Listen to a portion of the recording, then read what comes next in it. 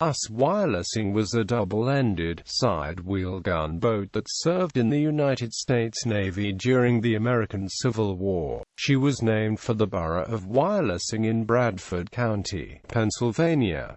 Wyalusing was built at Philadelphia by C.H. and Amp. W. H. Cramp, launched on 12 May 1863, and commissioned at the Philadelphia Navy Yard on 8 February 1864, with Lieutenant Commander Walter W. Queen in command. Service history. Assigned to the North Atlantic Blockading Squadron, Wyalusing joined the contingent of that force stationed in Albemarle Sound, North Carolina on 29 April. Just 10 days before her arrival, the Confederate ironclad ram USS Albemarle had made her long-awaited appearance in battle, ramming two of the blockading Union gunboats in the process. As a result of her support, Confederate land forces recaptured Plymouth, North Carolina on 20 April. Wyalusing had her first scrape with the formidable Confederate warship on 5 May. Albemarle steamed out of her haven on the Roanoke River that afternoon, accompanied by steamers CSS Bombshell and CSS Cotton Plant, to try to wreak more havoc on the blockaders.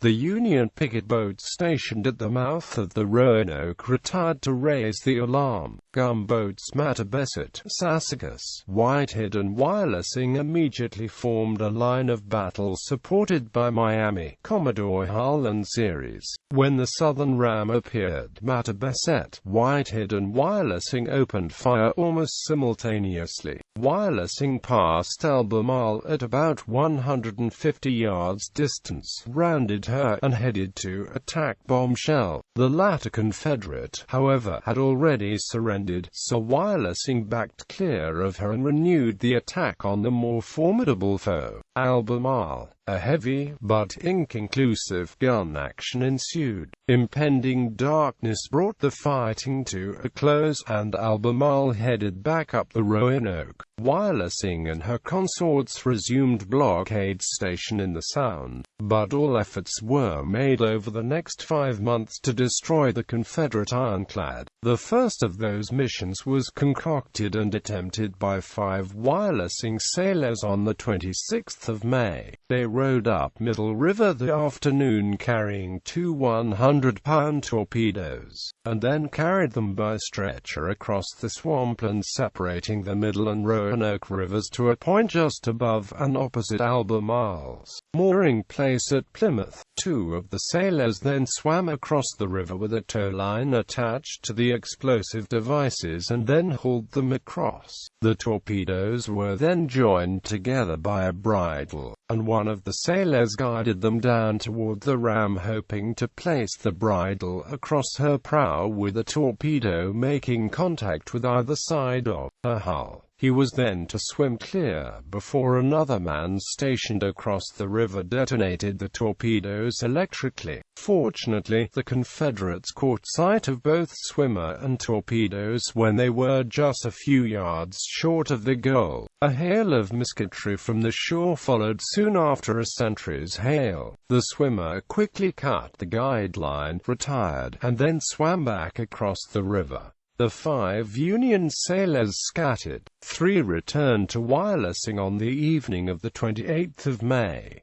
The remaining 2 rejoined the ship the following night after rescue by Commodore Hull. The 5 men, coxswain John W. Lloyd, coal heavers Charles H. Baldwin and Benjamin Lloyd, and firemen Alexander Crawford and John Laverty, ultimately received the Medal of Honor for the daring attempt. During the ensuing months, while Wyalusing remained on station in the Sound, more unsuccessful plans to destroy the Confederate ram were developed. It was not until the night of 27 October 28 that Lieutenant William B. Cushing accomplished Albemarle's destruction in a steam launch outfitted with a spar torpedo. That event opened the way for the recapture of Plymouth and for further offensive action on the Roanoke and Middle Rivers.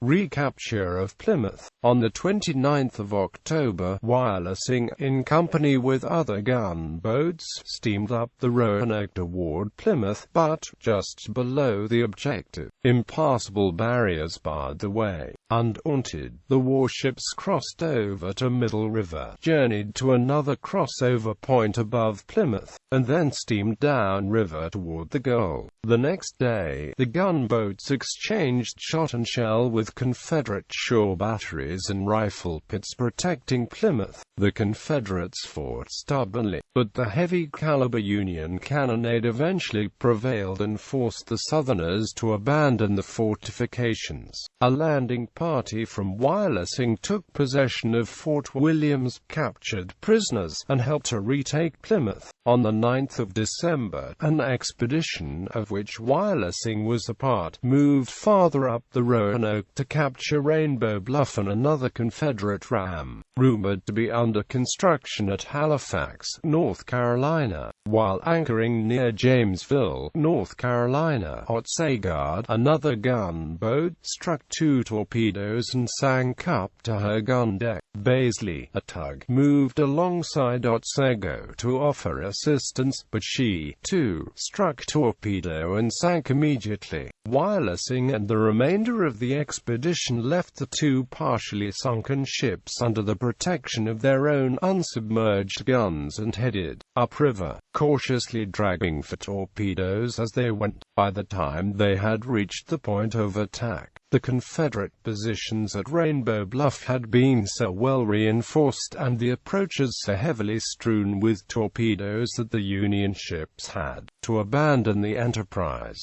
Wyalusing and her consorts returned to Plymouth on the 28th of December 1864 and resumed blockade and amphibious support duties. End of the Civil War. On the 9th of January 1865, she captured the schooner Triumph, laden with salt, at the mouth of the Perquimans River. She also helped to clear the various rivers and streams along the sound of obstructions and torpedoes and managed to capture a Confederate schooner. In the process, she continued duty in the Albemarle Sound and Cape Hatteras areas until a month after General Robert E. Lee's surrender at Appomattox, Virginia on the 9th of April. She arrived in New York on the 21st of May and was decommissioned there on the 10th of June 1865. Later transferred to Philadelphia, she was sold there on the 15th of October 1867.